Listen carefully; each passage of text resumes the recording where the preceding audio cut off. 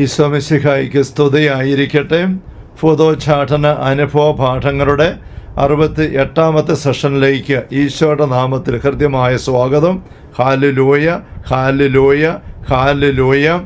ഈശോയേറ്റ സ്നേഹിക്കപ്പെട്ട സഹോദരരെ, കഴിഞ്ഞ സെഷനിൽ ഞാനൊരു 17 വയസ്സുകാരൻ യുവാവിൻ്റെ അനുഭവം സൂചിപ്പിക്കുകയുണ്ടായല്ലോ. ധ്യാനത്തിനായിട്ട് മാതാപിതാക്കന്മാർ കൂട്ടിക്കൊണ്ടുവന്ന യുവാവ്, അവൻ സ്കൂളിൽ പഠിക്കുമ്പോൾ കൂട്ടുകാരൻ്റെ സ്വാധീനത്തിൽ ഓജോ ബോർഡ് കളിക്കാനായിട്ട് ഇടവന്നു.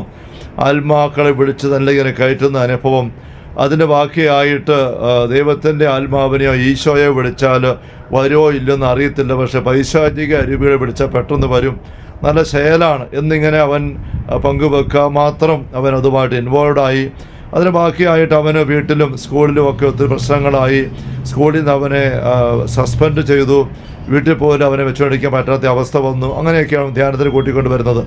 അങ്ങനെ അവന് ധ്യാനം വന്നു കൂടി. അവൻ ഈ കാര്യങ്ങൾ എന്നോട് പറഞ്ഞിരുന്നു, ഇതൊക്കെയാണ് അവൻ ചെയ്തിരുന്നത്. പക്ഷെ അതേപ്പറ്റി ഒരു കോഴ്സിലൊന്നുമില്ല. അവന് പറയുന്നത്, എനിക്ക് 17 വയസ്സാണിപ്പം, അടുത്ത മെയ് മാസത്തിൽ 18 വയസ്സാകും, അപ്പോഴെനിക്ക് ചില കാര്യങ്ങൾ തീരുമാനിക്കാനായിട്ടുണ്ട് പ്രായപൂർത്തിയാകുമ്പോൾ. എന്നിട്ട് അവൻ പിന്നീട് പറഞ്ഞു, എനിക്ക് സാത്താൻ്റെ ഒരു പുരോഹിതനായിട്ട് പ്രീസ്റ്റായിട്ട് മാറണം, അതിനുവേണ്ടി ഞാൻ പ്രായപൂർത്തിയാകാൻ വേണ്ടി കാത്തിരിക്കുകയാണ്. അങ്ങനെയൊക്കെ പറഞ്ഞെങ്കിൽ ഞാനത്ര ഗൗരവമാക്കി എടുത്തില്ല. പക്ഷേ മുന്നോട്ട് വന്നപ്പോൾ അവൻ അങ്ങനെ തന്നെ നീങ്ങുന്നതായിട്ടാണ് ഞാൻ ഞടുക്കത്തോടും നമ്പരത്തോടും കൂടി തിരിച്ചറിഞ്ഞത്. ആ ധ്യാനം അവൻ മുഴുവനും കൂടി വലിയ ഉള്ളുകൊണ്ടുള്ള വചനത്തോടുള്ള അടുപ്പമോ ഒരു ഗൗരവത്തോടെ വചനം സ്വീകരിക്കുന്ന രീതിയോ വചനബോധ്യങ്ങൾ കിട്ടുമ്പോൾ അത് വെച്ച് എന്തെങ്കിലും മാറ്റം വരുത്താനുള്ള ഒരു തീരുമാനം ഒന്നും ഉണ്ടായിരുന്നില്ല. ആ ധ്യാനത്തിൻ്റെ അവസാനത്തെ ദിവസത്തെ ആരാധനയിൽ പൈശാചിക സാന്നിധ്യങ്ങളെല്ലാം ബന്ധിച്ച് ശാസിച്ച് ബഹിഷ്കരിച്ചുകൊണ്ട് ശുശ്രൂഷ ആരംഭിക്കുകയാണ്. ആരാധനയിൽ എല്ലാവരും ഒരാഴ്ച മുഴുവനും ധ്യാനിച്ചൊരുങ്ങി, കുമ്പസാരിച്ചൊരുങ്ങി, ഹൃദയപൂർവ്വം ക്ഷമിച്ചും വിട്ടുകൊടുത്തും എല്ലാം ഒരുങ്ങി അവസാനത്തെ ഈ ഒരു ശുശ്രൂഷയ്ക്ക് വേണ്ടി ഒരുങ്ങി വന്നു. ആരാധന ആരംഭിച്ച് സ്തുതിച്ച് പ്രാർത്ഥിച്ചൊരുങ്ങി. ഞാൻ അൾത്താരയിൽ ഈശോയുടെ ദിവ്യകാരുണ്യ സന്നിധി നിന്നുകൊണ്ട് ബഹിഷ്കരണ ശുശ്രൂഷയിലേക്ക് കടക്കുകയാണ്. ഇംഗ്ലീഷുള്ള പ്രാർത്ഥന ഉപയോഗിച്ചിരുന്നത്. പൈശാചിക അരുവികളെ യേശുവിൻ്റെ നാമത്തിൽ ബന്ധിച്ച് ശാസിച്ച് ബഹിഷ്കരിച്ചുകൊണ്ടുള്ള ഒന്നാമത്തെ കമാൻഡ് ഞാൻ കൊടുത്തപ്പോൾ ഇവന് പുരുഷന്മാരുടെ വശത്ത് 2ാം നിരയിലാണ് ഇരുന്നത്. ഈ കമാൻഡ് അങ്ങ് പറയുകയും ഈ പയ്യന് ചാടി എണീറ്റിട്ട് അവൻ ഇരുന്ന പ്ലാസ്റ്റിക് കസേര എടുത്തിട്ട് ചുഴറ്റി അൾത്താരയിലേക്ക് വലിച്ചെറിഞ്ഞു, നേരെ ഈ അരുളിക്കയുടെ നേർക്ക്. പക്ഷെ എങ്ങനെയൊന്നുള്ളതല്ല, ദൈവത്തിൻ്റെ പരിപാലനയിൽ അവർ തൊട്ട് മുമ്പിലിരുന്ന ആൾക്കാർ ഇങ്ങനെ കൈ ഉയർത്തി സ്തുതിച്ച് പ്രാർത്ഥിക്കുകയായിരുന്നു. അവരുടെ കയ്യിൽ കസേരയുടെ കാലോമേറ്റർ തട്ടിയിട്ട് ആ കസേര ഉന്നം തെറ്റി നിലത്തോട്ട് മറിഞ്ഞു വീണു. അപ്പോഴേക്ക് ഇവൻ അങ്ങോട്ട് കുതിച്ച് ചാടിയിട്ട് അവന് വിളിച്ചു പറഞ്ഞ ഒരു പറച്ചിൽ, ഹെയിൽ സൈറ്റൻ, സാത്താനു സ്തുതി, ഇങ്ങനെ ഉറക്കെ അലറിക്കൊണ്ടാണ് അവൻ എടുത്ത് ചാടുന്നത്. എടുത്ത് ചാടി നിലത്തോട്ട് മറിഞ്ഞു വീണു. കസേരയുടെ പുറകെ അവനും മറിഞ്ഞു വീണു. ഉടനെ ശുശ്രൂഷകരെല്ലാം കൂടെ ഓടിയെത്തി അവനെ പിടിച്ചു. അവിടെ കിടന്ന് ഭയങ്കര ബഹളമായി. അപ്പോൾ ഞാനിത് അൾത്താരയിൽ നിന്നുകൊണ്ട് പ്രാർത്ഥിക്കുമ്പോൾ ഞാനത് കാണുന്നുണ്ട്, തൊട്ട് മുമ്പിൽ കാണുന്നുണ്ട്. പക്ഷേ ഞാൻ പ്രാർത്ഥന നിർത്തിയില്ല, കാരണം അങ്ങനത്തെ ചില വെളിപ്പെടുത്തലുകളൊക്കെ ഉണ്ടാകാറുള്ളതാണ്. അത് ഒരുപക്ഷെ പൈശാചിക അരുവികൾ വിട്ടുപോകുന്നതിൻ്റെ അടയാളമായിട്ട് നമുക്ക് കാണാനായിട്ട് പറ്റും. അവിടെ ഞാനത് അങ്ങനെ തന്നെ ഇളകി പുറത്ത് പോകട്ടെ എന്ന് ഓർത്തുകൊണ്ട് ഞാനത് മനസ്സുകൊണ്ട് അത് അനുവദിച്ചിട്ട് ഞാൻ പ്രാർത്ഥന തുടർന്നു. പക്ഷെ പ്രാർത്ഥന മുഴുവൻ പൂർത്തിയാക്കിയതിന് ശേഷം ഞാൻ അൾത്താരയിൽ നിന്ന് ഇറങ്ങി ഇവൻ്റെ അടുത്തോട്ട് വന്നു. അപ്പോൾ ശുശ്രൂഷ ഇവനെ ബലമായിട്ട് നിലത്ത് പിടിച്ച് കിടത്തിയിട്ട് ഇവനെ പ്രാർത്ഥിച്ചുകൊണ്ടിരിക്കുകയാണ്. അപ്പോൾ ഞാൻ അവൻ്റെ അടുത്തേക്ക് വന്നിട്ട് അവൻ്റെ ശിരസിൽ കൈവച്ചുകൊണ്ട് ഒന്ന് അധികാരത്തോടെ ബാക്കി പറഞ്ഞ് പ്രാർത്ഥിക്കുകയാണ്, ഉള്ളിൽ കിട്ടുന്ന പോലെ. അങ്ങനെ പ്രാർത്ഥിക്കുമ്പം സാധാരണ നല്ലപോലെ ഒരുങ്ങി ധ്യാനം കൂടിയ ആളാണ്. പിശാചിനെയൊക്കെ മനസ്സുകൊണ്ട് ഉപേക്ഷിച്ച്, പാപമെല്ലാം ഉപേക്ഷിച്ച് ഹൃദയപൂർവ്വം ക്ഷമിച്ചൊക്കെ ഒരുങ്ങിയ ഒരു വ്യക്തിയാണ് എങ്കിൽ ഈ പൗരോഹിത്യ അഭിഷേകത്തിലോ അധികാരത്തിലോ ഉള്ള ആജ്ഞാ പ്രാർത്ഥന വരുമ്പോൾ അതങ്ങ് വിട്ടു പോകേണ്ടതാണ്.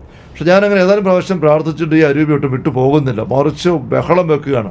എന്ന് മാത്രമല്ല, ഞാൻ അവനിൽ നോക്കുമ്പോൾ ഞാൻ ശ്രദ്ധിച്ചു, ആൾക്കാരെല്ലാം സ്തുതിക്കുകയാണ്. ബഹളത്തിൽ ഞാൻ ചെവി ചായച്ച് ശ്രദ്ധിച്ചപ്പോൾ ഇവന് സ്തുതിക്കാനല്ല നോക്കുന്നത്, ഇവനെ നിലത്ത് കടന്നുകൊണ്ട് ആദ്യം പറഞ്ഞ അതേ കാര്യം തന്നെ വീണ്ടും ആവർത്തിച്ച് ഉറക്കെ കാറിക്കൊണ്ട് അലറി പിടിച്ച് പറയുകയാണ്.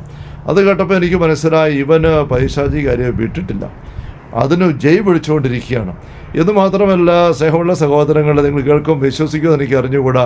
ഞാൻ അവൻ്റെ മുഖത്തേക്ക് ഇങ്ങനെ കുനിഞ്ഞ് അടുത്ത് വന്നുകൊണ്ട് കുനിഞ്ഞ് നിർത്ത് കിടക്കുകയാണ്, മറന്ന് കിടക്കുകയാണ്. ആൾക്കാർ പിടിച്ച് കിടത്തിട്ട് കയ്യാലും കാലെല്ലാം പിടിച്ച് അവൻ്റെ മുഖത്തോട്ട് നോക്കി ഇങ്ങനെ ആജ്ഞാപിച്ച് പ്രാർത്ഥിക്കുമ്പോൾ അവനിങ്ങനെ കണ്ണ് തുറന്ന് ഇങ്ങനെ കിടക്കുന്നു.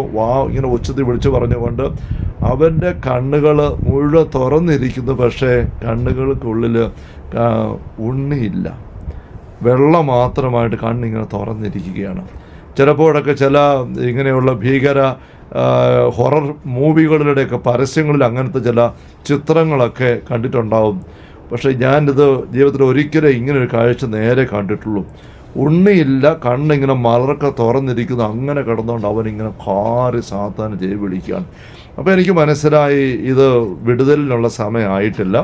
അവൻ എങ്ങനെയോ പൈശാചിനെ വിട്ടിട്ടില്ല, ഒരുക്കമായിട്ടില്ല. അപ്പം ഞാൻ അപ്പം തന്നെ പ്രാർത്ഥന നിർത്തി. എന്നിട്ട് ഞാൻ ശുശ്രൂഷയോട് പറഞ്ഞ് ഇവനെ വേഗം എടുത്ത് മാതാപിതാക്കന്മാരെ കൂട്ടിക്കൊണ്ട് പുറവശത്തുള്ള മറ്റു മുറിയിൽ പോയി അവിടെ ഇരുന്നോട്ടെ, പ്രാർത്ഥന ബാക്കി കൂടണ്ട, അങ്ങനെ പറഞ്ഞ് മാറ്റി. പിറ്റേ ദിവസം അവന് പോകുന്നതിന് മുമ്പും പേരൻസിനെ കൂട്ടിക്കൊണ്ട് അതേപറ്റി സംസാരിച്ചു.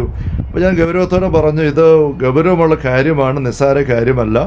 അറിവില്ലായ്മ കൊണ്ട് പൈശാചിക അരിവിളി പിടിച്ച് കയറ്റി കളിതമാശ കാണിച്ച് കൂട്ടുകാരുടെ കൂടെ അതൊക്കെ തമ്പുരാൻ്റെ ഏറ്റു പറഞ്ഞ് മാപ്പ് ചോദിച്ച് തമ്പുരാൻ ക്ഷമിക്കും. അങ്ങനെ നീ അകത്തോട് കയറ്റി തിന്മയുടെ അരൂപികളെ നീ തന്നെ പറഞ്ഞ് പുറത്തിറക്കി വിട്ടാൽ അത് നിനക്ക് ഫ്രീ ആക്കാൻ പറ്റും.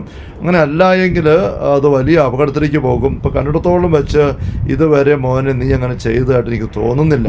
അവിടെ മോൻ ഇത് ഗൗരവത്തിലെടുത്തിട്ട് അടുത്ത മാസത്തെ ധ്യാനത്തിന് മോന് വരണം. അതൊക്കെ അവിടെ ഞാൻ പറഞ്ഞു. ഈ ഒരു മാസമുണ്ട്, ഈ ഒരു മാസം മുഴുവൻ നല്ലപോലെ നിങ്ങൾ പ്രാർത്ഥിച്ചും ഒരു നേരം എടുത്തും മാതാപിതാക്കൾ ഒരു നേരം എടുത്തും ഉപവസിച്ച് അങ്ങനെ പ്രാർത്ഥിച്ച് ഒരുങ്ങണം. അങ്ങനെ ഒരുങ്ങിയിട്ട് വേണം ധ്യാനത്തിന് വരാനായിട്ട് എന്ന് പറഞ്ഞു വിട്ടു. പക്ഷേ അത് പിന്നീട് അവൻ പിറ്റേ മാസം ധ്യാനത്തിന് വന്നു കഴിഞ്ഞപ്പോൾ അവന് ഈ തിന്മയുടെ അരൂപിയെ ഇറക്കി വിടാനോ ഉപേക്ഷിക്കാനോ ഒന്നും തയ്യാറാകാതെ വന്ന് ഒരു പ്രത്യേക അവസ്ഥയിൽ രണ്ടാമത്തെ ധ്യാനം ഒന്നുകൂടി ഒരു വിടുതലും പ്രാപിക്കുക തിരിച്ചു പോകാനാണ് ഇട വന്നത്. നമ്മളിങ്ങനെ ചിന്തിക്കുമ്പോൾ ഏതാനും കാര്യങ്ങളോട് നമുക്ക് പാഠങ്ങളായിട്ട് എടുക്കാനുണ്ട്. ഇതൊരു വളരെ പ്രത്യേകതയുള്ള നൊമ്പരം ഇപ്പോഴും ഉണ്ടാക്കുന്ന ഒരു പുതോച്ചാടന അനുഭവമാണ്. പുതോച്ചാടനം സംഭവിച്ചില്ല, അതിന് കാരണം അവന് സമ്മതിച്ചില്ല, അവൻ ആഗ്രഹിച്ചില്ല എന്നുള്ളതാണ്. ഇവിടെ മനസ്സിലാക്കാൻ ഒന്നാമത്തെ ഒരു കാര്യം, ഒരു വ്യക്തി പിശാചിനെ തള്ളി പറയാതെ പിശാചിനെ ഒരു വ്യക്തിനെ ഇറക്കി വിടാനായിട്ട് ആരെക്കൊണ്ടും പറ്റുകയില്ല. ഈ സംഭവത്തിൻ്റെ വെളിച്ചത്തിൽ ഏതാനും കാര്യങ്ങൾ നമുക്കൊന്ന് പാഠങ്ങളെടുക്കാനുള്ളത്. ഒന്ന്, ഞാൻ പറഞ്ഞതുപോലെ ഞാൻ അധികാരത്തോടുകൂടി അവിടെ ആജ്ഞാപിച്ചപ്പോഴാണ് ഈ തന്മയുടെ അരുവി ഇതുപോലെ ബഹളം വെച്ച് റിയാക്ട് ചെയ്തത്. ബഹിഷ്കരണ ശുശ്രൂഷയിൽ അപേക്ഷാ രൂപത്തിലുള്ള പ്രാർത്ഥനകളുണ്ട്, ആജ്ഞാ രൂപത്തിലുള്ള പ്രാർത്ഥനകളുണ്ട്. അപേക്ഷാ രൂപത്തിലുള്ള പ്രാർത്ഥനയ്ക്ക് ഉദാഹരണമാണ് ദുഷ്ടാരൂപി ഞങ്ങളെ രക്ഷിക്കണമെന്ന് സ്വർഗസ്ഥനായ ഞങ്ങളുടെ പിതാവെന്ന പ്രാർത്ഥന നമ്മൾ കൂടി ചേർക്കുന്ന പ്രാർത്ഥന ഈശോ പഠിപ്പിച്ചിരിക്കുന്നത്. അല്ലെ വിശുദ്ധ കുരിശൻ്റെ അടയാളത്താൽ ഞങ്ങളുടെ ശത്രുക്കൾ ഞങ്ങളെ രക്ഷിക്കും, ഞങ്ങളുടെ തമ്പുരാനെ പിതാവിൻ്റെയും പുത്രൻ്റെയും പരിശുദ്ധാത്മാവിൻ്റെ നാമത്തിൽ എന്നുള്ള പ്രാർത്ഥന, മഹത്വപൂർണ്ണ സ്വർഗരാജ്ഞിയോടുള്ള പ്രാർത്ഥന, മിഖായേൽ മാലാഖയുള്ള പ്രാർത്ഥന, ഗീവർഗീസ് വിശുദ്ധരുടെ ഡെലിവേഴ്സ്, ഇങ്ങനെ കുറേ പ്രാർത്ഥനയുണ്ട്. അവിടെയെല്ലാം നമ്മൾ ഒന്നുകിൽ ദൈവത്തോട് അല്ലെ ദൈവത്തിൻ്റെ മാലാഖമാരോട് അല്ലെങ്കിൽ വിശുദ്ധരായ വ്യക്തികളോട് സഹായം അപേക്ഷിച്ചുകൊണ്ടാണ് നമ്മൾ വിടുതലിന് വേണ്ടിയിട്ട് പരിശ്രമിക്കുന്നത്. ഇത് രണ്ടാമത്തെ ഗണത്തിൻ്റെ രീതി വെച്ചാൽ ആജ്ഞാരൂപത്തിലുള്ള പ്രാർത്ഥനയാണ്, imperative formula. The other one is supplicatory formula. Imperative ഫോർമുലയിൽ ആജ്ഞാപിക്കുകയാണ്. അങ്ങനെ ആജ്ഞാപിച്ച് പ്രാർത്ഥിക്കുമ്പോൾ ചില കാര്യങ്ങൾ നമ്മൾ ശ്രദ്ധിച്ചിരിക്കേണ്ടതായിട്ടുണ്ട്. ഈശോ നമ്മൾ ബൈബിളിൽ കാണുന്നുണ്ടല്ലോ, പലപ്പോഴും പൈശാചിക അരൂപികളെ ശാസിച്ചുകൊണ്ട് ശബ്ദിക്കരുത്, അവനെ വിട്ട് നീ പുറത്തു വരിക എന്ന് പറഞ്ഞ് ആജ്ഞാപിച്ചു. മർക്കോസിന്റെ സുവിശേഷം 1-ാമത്തെ അധ്യായത്തിൽ 21 മുതലുള്ള വാക്യങ്ങളിൽ ഈശോ അശുദ്ധാത്മാവിനെ ബഹിഷ്കരിക്കുന്നത് അങ്ങനെയാണല്ലോ. അത് കാണുന്ന ആൾക്കാർ അവിടെ ആശ്ചര്യപ്പെട്ട് പറയുന്നുണ്ട്, ഇതെന്ത് പുതിയൊരു പ്രബോധനമോ, ഇവൻ അധികാരത്തോടുകൂടി അശുദ്ധാത്മാക്കൂട് പോലും ആജ്ഞാപിക്കുന്നു, അവ അനുസരിക്കുകയും ചെയ്യുന്നല്ലോ. അങ്ങനെ അവൻ്റെ പ്രശസ്തി, ഈശോയുടെ പ്രശസ്തി പെട്ടെന്ന് ഗലീലിലെങ്ങും വ്യാപിച്ചു എന്ന് മർക്കോസ് സുവിശേഷം രേഖപ്പെടുത്തുകയാണ്. അപ്പോൾ നമ്മുടെ ബഹിഷ്കരണ ശുശ്രൂഷ തലത്തിൽ ഈ അപേക്ഷാ രൂപത്തിലും ആജ്ഞാരൂപത്തിലുമുള്ള പ്രാർത്ഥനയുണ്ട്. ഇത് നമ്മൾ അറിഞ്ഞിരിക്കേണ്ടതാണ്. അപേക്ഷാ രൂപത്തിലെ പ്രാർത്ഥന നമുക്ക് ആർക്ക് വേണേൽ ഉപയോഗിക്കാം.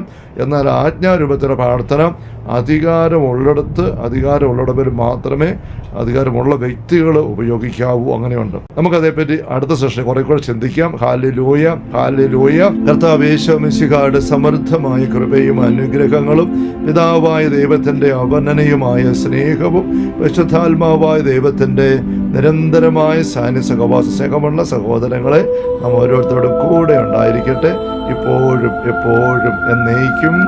ആമേൻ. Ave Maria, Ave Maria, Ave Maria.